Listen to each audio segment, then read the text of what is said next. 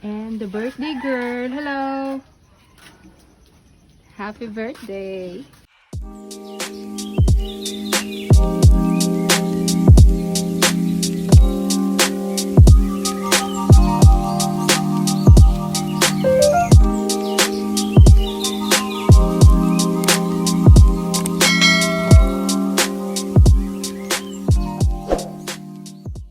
Kalak natin lang pa naman ito.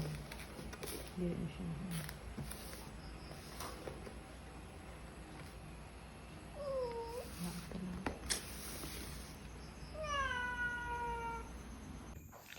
It's story time. So, ngayon nga is pumunta ako or kami ng mga years ko sa Sorsogon.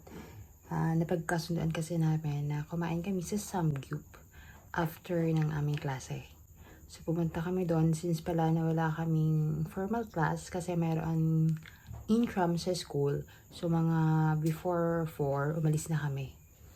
Tapos, after namin kumain, syempre may sadya pa naman talaga akong iba, which is yung bumili nga ng gamot. Tapos, tumingin ako sa cake shop. And then, mayroong isang cake doon na kulay pink.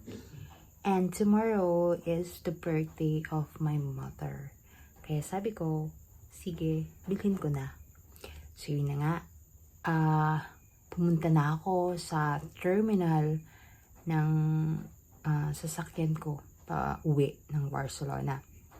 So, yun na nga.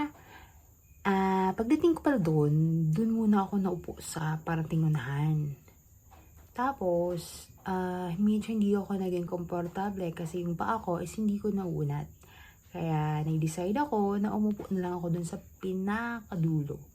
pinakalikod ng upuan. So, yun na nga. Nagbiyahe na kami papunta dito sa Barcelona. Pagdating namin ng Gubat, sa bayan ng Gubat, nasiraan yung sasakyan. Tapos, yung mga pasahero, nagsitayuan na sila. Yung iba, bumaba. Yung katabi ko is tumayo din. Tapos, yung inupuan niya is nilagay ko doon yung cake. Kasi nga, from Sorsogon City, hawak ko siya. Nandito lang siya sa lap ko. So, para ma-relax ako ng konti, linagay ko doon. And then, siguro mga after 1 minute to 2 minutes ng pagtayo niya, bigla siyang umupo.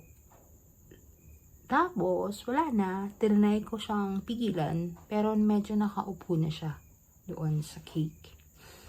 So, yun nga yung nangyari. Tomorrow is birthday ng mama ko. So, I'm gonna make a vlog kung ano yung magiging celebration namin.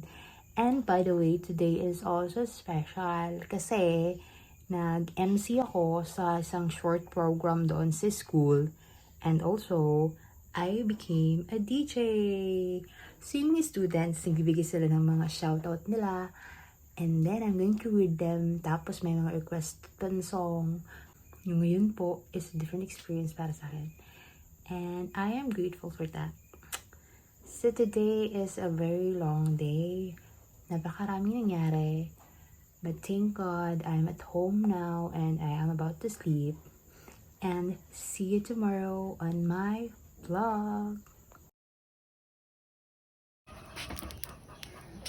Boiling spaghetti pasta. And the birthday girl. Hello. Happy birthday. And these are the sauce. And we're going to make lumpia. Dito kasi sa amin, nakasanayan na kung hindi ka mag-i-invite ng mga bisita sa iyong bahay para kumain, is magbibigay ka na lang.